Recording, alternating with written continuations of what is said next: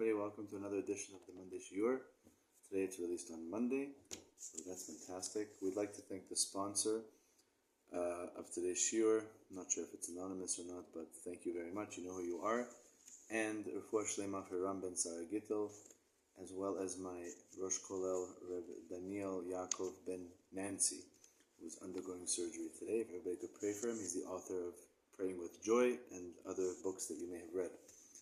Today we're going to focus on Sefer Tehillim, as per the request of one of the listeners of the Shiur. Want to hear more about Tehillim? We're going to provide today a little bit of background into the history of Tehillim.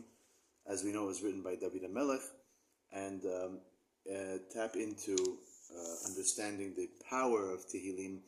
We know that Tehillim is said when somebody needs a refuah shlema, when there's a difficult situation, when there's a happy occasion, we say Tehillim. Throughout our lives, we are always surrounded by the Mizmorim, by the songs of Tehillim, and we'd like to understand maybe why Tehillim is that book which has become so central to our lives, to the Jewish life, and what is it that gives Tehillim that special power. So let's begin. There's a lot to say today, and I want to try to pack it all into one shiur. First of all, the name, Tehillim. Tehillim comes from the word Tehillah. Tehillah is a praise. So Tehillim is the plural of praise, praises, literally. It's a book of praises of HaKadosh Baruch Hu. And the truth is that if you look through the entire Tehillim, it's 150 chapters, you'll find that many of them are in fact praises of HaKadosh Baruch Hu, but many of them are also expressions of sorrow, expressions of regret, remorse, pain, anguish. So I understand how some of the Sefer could be called Tehillim, but maybe the other part should be called Sarot, pain. But the truth is, say the commentaries, that even the ones that are about pain, that we say in times of distress, or when David HaMelech is expressing regret, so even those are still considered to be praise of HaKadosh Baruch Hu, because even when something is bad, we know that the Gemara says, just as we bless Hashem on the good, so too we bless Hashem on the bad. So even when David HaMelech is expressing this pain and anguish that he feels, it's all with the direction of praising Hashem. You put me through this. This is what we spoke about a couple of weeks ago on Chanukah. You put me through this, and therefore now I recognize you.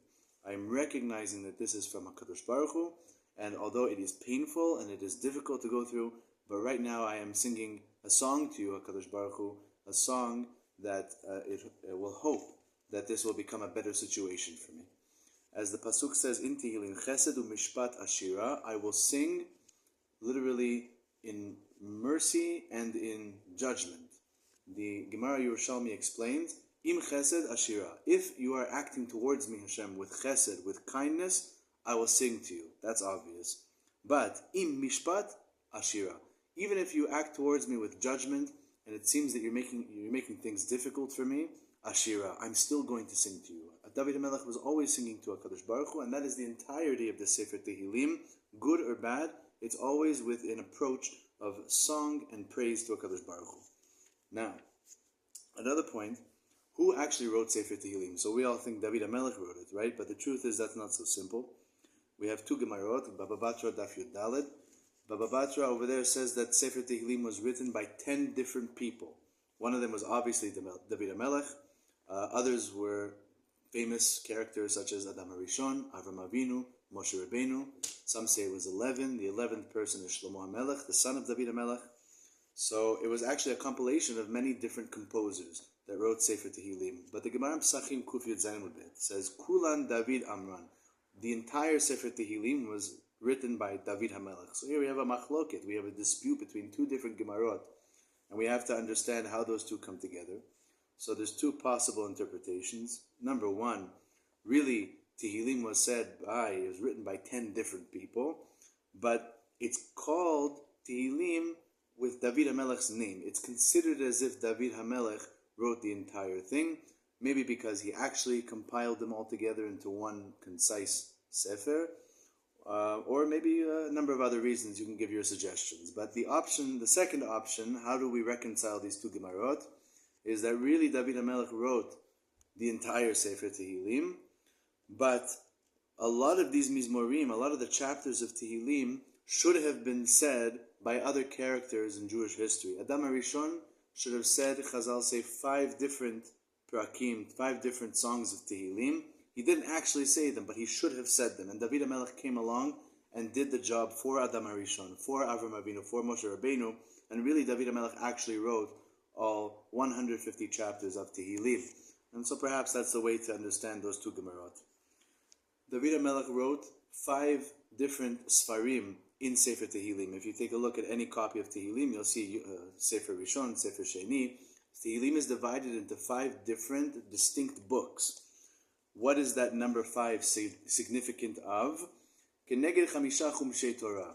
Just like there's 5 books in the Torah, Bereshit, Shmot, Vayikra, Bamidbar, Dvarim, so too there's 5 different books in Tehillim, Keneged the Chamisha Chumshei Torah. And the commentaries explain that this is to signify, not that, we'll get to that in a moment, to signify really the connection between David HaMelech and Moshe Rabbeinu. These 2 people are well-known figures in Jewish history. We know very much about them, but there's a lot of parallel between these 2 characters. Number 1, Moshe Rabbeinu was the father of all the Nevi'im, of all the prophets. He was the number 1 prophet of all time. He spoke to Hashem face to face with Aspaklaria Shal Me'ira, a very clear vision of HaKadosh Baruch Hu. And David HaMelech was the Av Lemlachim. He was the father, the number 1 top king. He was the king of all kings in our history. So Moshe Rabbeinu in his field of Nevuah was the best, and David HaMelech was the best in his field of kingship.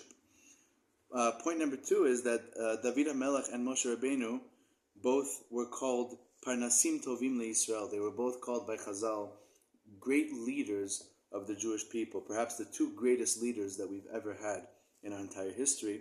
And point number 3 is that both of them died on the same day of the week, which is Shabbat. Moshe Rabbeinu died on Shabbat, David HaMelech died on Shabbat, more on that to come.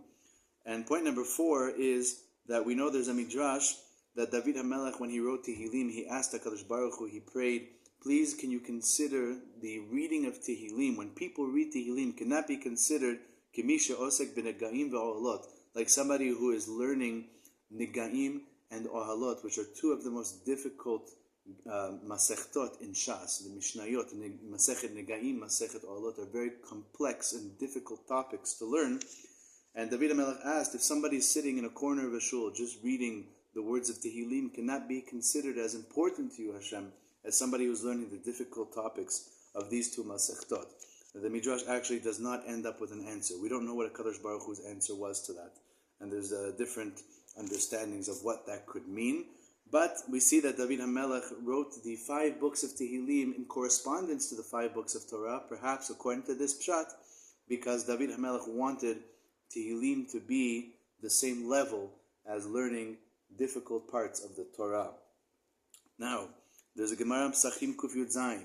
The Gemara there says that sometimes you find in Tehillim it starts Le David Mizmor, and sometimes you find the opposite, Mizmor Le David. What's the significance of that? When does it start with one? When does it start with the other? And the Gemara answers, when he starts Le David Mizmor, the David Mizmor means first the Shekhinah, first the divine presence, HaKadosh Baruch Hu rested upon David, and then he sang the song. He said the Mizmor, he said the Shirah that he is about to say. In other words, that song, that part of Tehillim was written with what we call Ruach HaKodesh, divine inspiration.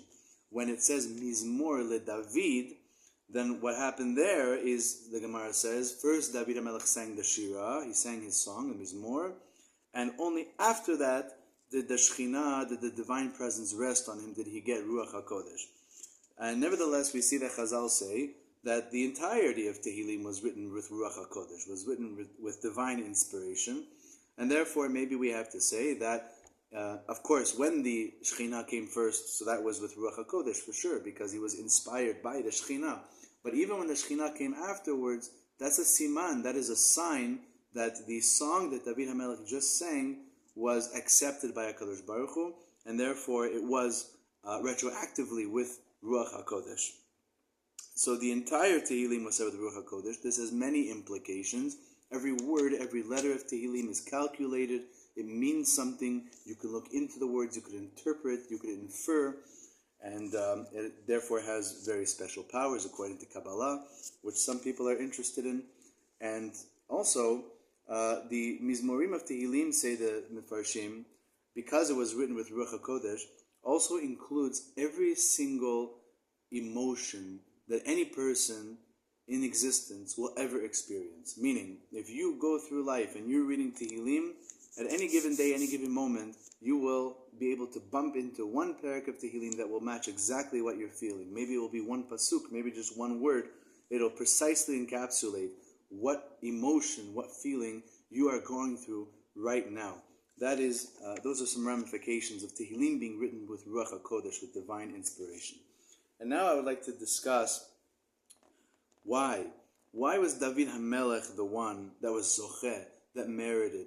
Why is it that Tehillim, this special book that we all read and we all hold so close to our hearts, why is it that David HaMelech, of all people, why not Moshe Rabbeinu, Avraham Avinu, why not Yaakov Avinu, all the Shvatim, all the tzaddikim that we've had in our generations, Rabbi Shimon Bar Yochai, why was David HaMelech the one that got to write this Sefer Tehillim, that he had the merit to write Sefer Tehillim?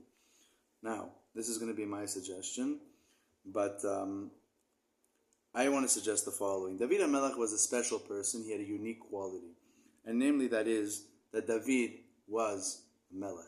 Melech is a king. Now, a king can be compared maybe to a prime minister before he resigned, maybe the president before he got dementia, but a leader, a world leader, somebody who is responsible for the welfare of his people. And a melech, in a certain sense, has much more responsibility than the world leaders that we know of today. He's a king, and he has a lot of achrayut, he has a lot of responsibility and burden on his shoulder. And nevertheless, we find by David HaMelech that he was a big tzaddik, and he never gave up on his avodat Hashem, on his service of Hashem, despite being a king, despite having all these responsibilities. Imagine the busiest day you've ever had in your life. David HaMelech had that every day, times 100. David HaMelech was constantly, he had his hands full with the requests and the requirements of Klal Yisrael, the Jewish people.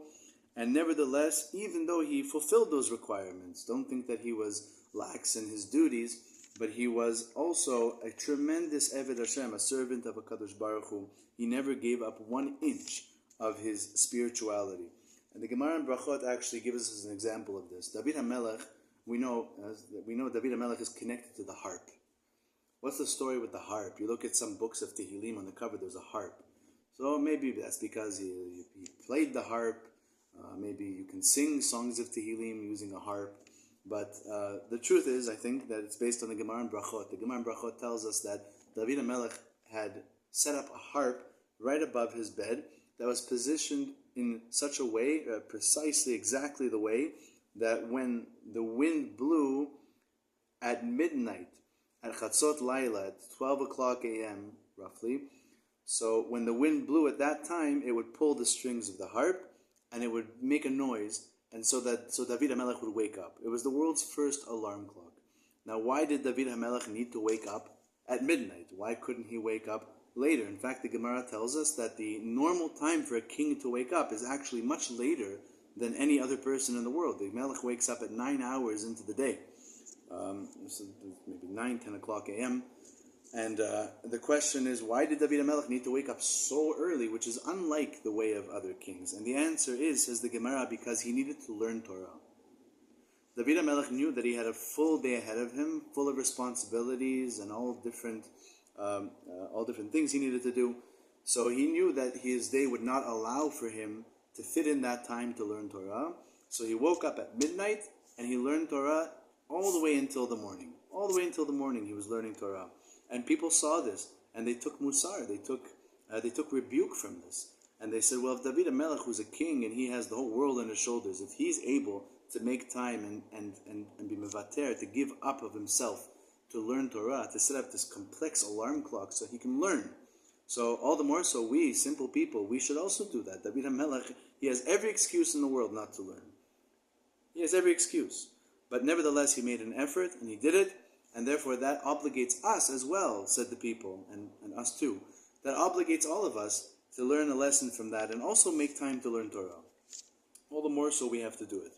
David HaMelech's connection to Torah is actually also exemplified in the Gemara in Shabbat Lamed Aleph, which tells us the day that David HaMelech died. Now, the story goes that David HaMelech had a prophecy that he was going to die on Shabbat.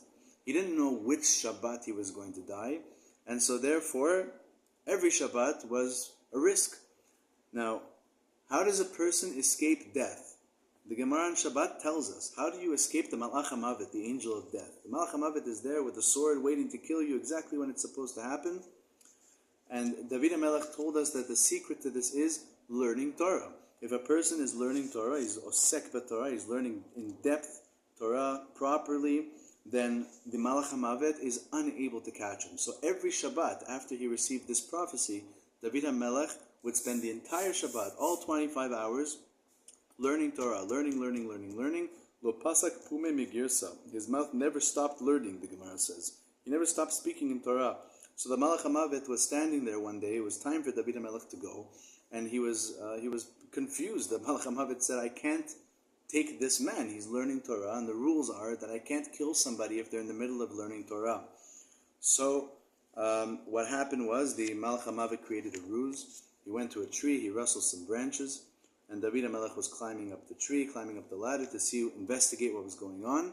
And the Malach HaMavet arranged that one of the rungs of the ladder should snap. So David HaMelech got startled. For just a split second, he stopped learning, and the Malach HaMavet went in and struck and killed David HaMelech. But what we see from the story, among the many things that we see, is that David HaMelech, again, this is a king. This is the president of the United States in his full capacity. And he's all the responsibilities, the whole world on his shoulders. He's still interested in learning. He still puts that as a priority. It still means everything to him, and he never gave up on that. So we do see from the chapters of Tehillim, if we go through all the songs of Tehillim, we see that David HaMelech was a man who had a tremendous amount of power. He had all the pleasures of the world. He was a king. He was very wealthy, and really was able to have everything. His son Shlomo HaMelech actually expounded on this, and he actually conducted experiments. There's a whole book, Kohelet. Anybody read Kohelet? Very interesting. Shlomo HaMelech wanted to see if he increases all the luxury, if he gets all the luxuries in the world, and he tested this and he tested that. His conclusion was that all of this stuff is worth nothing. You can have a nice house, you can have a nice boat, you can have a big screen TV. It won't make a difference. The only thing that matters is Hashem and his Torah. That was the conclusion of Shlomo HaMelech. But David HaMelech also had all these pleasures.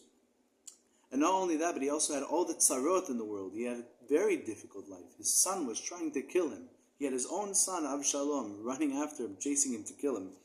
And many other things. And David HaMelech, again, was really that person, the example of a person who had every excuse in the world to drop it and say, look, Hashem, I understand there's Torah, I understand there's mitzvot, I understand they're important. I can't do it. I'm too busy. My life is too difficult. I'm too busy enjoying everything that you gave me. I can't do this. But David HaMelech never gave up an inch. And not only did he not give up an inch, not only did he keep with his service of Hashem, he actually was inspired by the negative encounters that he had to serve Hashem even better. It was mechazek him, it strengthened his avodat Hashem. When he was in a difficult situation, he would take that opportunity and sing a song about it. From the depths I call to you, Hashem. When I'm in the dumps, when things are low and things are not looking good, I call to you, Hashem. That was David HaMelech's initial response to a difficult situation. Now, just to tie this all together, when we read Tehillim, when you and I read for somebody that's sick, or anything, a happy occasion, a sad occasion, whatever it is, when we are reading those words of Tehillim, we are connecting to the neshama, to the soul, to the being that is David HaMelech. We are connecting to the concept of David HaMelech. And with that, what that does is, David HaMelech was the epitome of everything is Hashem. Whether it's good, whether it's bad, it doesn't make a difference. It's always an opportunity to sing Shirah, to praise and be Meshabeach HaKadosh Baruch Hu, and to get closer to Hashem. And therefore, when we read Tehillim, if somebody's sick, let's say somebody's sick, and we read Tehillim for that person, what we're doing is we are expressing to a certain degree that we are connecting to David HaMelech, and we are expressing that everything, this person is sick, that is because of Hashem. I'm going to sing a shirah. I'm going to call to Hashem in this distressful situation, and HaKadosh Baruch Hu, because of that, is going to Bezrat Hashem make that person feel better, or make the war stop, or bring the hostages home, or whatever it is that we're praying for right now with Tehillim. That is the best tool possible with the midot, with the characteristics of David HaMelech. We can combine with that and bring good things into our life, all because we understand that, like David HaMelech did, it's all from Hashem. Everything is Hashem. There's nothing else. And with that, we hope that we have a better insight into Tehillim. Thank you all for listening. Chazak u'baruch to the sponsor, and have a good day.